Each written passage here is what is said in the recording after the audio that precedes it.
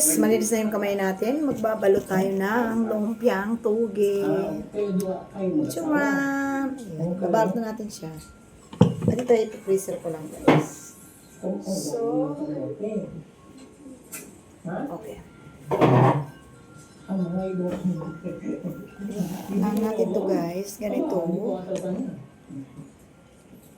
Musta kayo? Good afternoon po.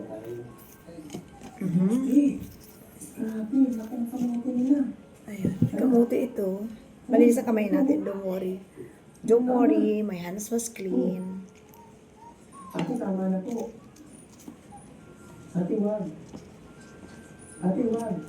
Ito daw sa kanila. Pag nang sa joke lang. Yun. Ito palay. Palay nino. Sing! Ay, Alec! Bigyan mo nga ako sing ng lagay, Alex. Ini-freezer ko lang to guys. Matagal to sa freezer. Na pag gusto mong kumain, pahingi ng ano. Wala naman tubig, baka dumaan si daddy mo sa supermarket. O kayo na lang bibili. Isa ka muna na to? Tama? Magpipin talaga sila pag ito ang kanilang pagkain. Ang dami, may dalawa-dalawang plato. Sila kumain pag ito ang... Ano kasi yun mo? Wala naman talaga. Isang kasi yung gulay. Gumagawa tayo ng lumpiang gulay, guys. Ay, kainit. Super nainitan ng lola nyo. Lola nyo ay talagang super na naiinitan.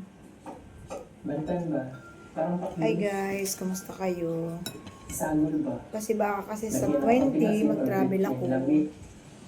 So, yun. Gusto kong may pagkain. May iwanan kay mister kasi para ano naman yung magluto. Kasi gusto ko naka-ready lang dyan. Gusto niyang kumain ito. Pwede siyang magluto. Dali na naman kasi kami pumunta ng Europe, guys. So, next month, uwi kami ng Europe. May isa kayo kasi. Bisita si mister sa bahay. At saka, yun talaga yung ano ng company. Every 6 months or 3 months, uwi siya.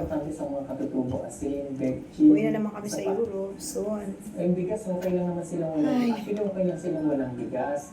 Eh, meron man silang kamote, nasanay rin sila na ito yung pagkain po nila.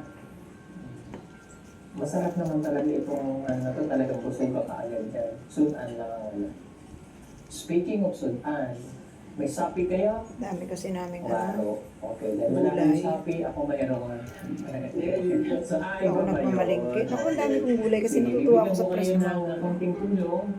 Hindi po ito galing. Ngayon, nakakita ako ng ngayon, nag-order ako ng pangbalot. 7,000 na ihatag natin po sa isang pamilya. Pangbalot Yung ko. 3,000 naman, ibibigay ko naman para sa inyo. Okay? Hindi pa ganito, wag kang maglalagay ng karne ha. Pero, pagdagin na natin. 2,000 para sa inyo. Pakidandaan mo ang TV Lexen kasi pamilya ka na. pakibuksan nga aircon. Diyos ko, super lamig. Ay, init. Salamat sa inyo. Pakipatay mo naman ang TV, Seng. Goodness Tapos yung aircon, please.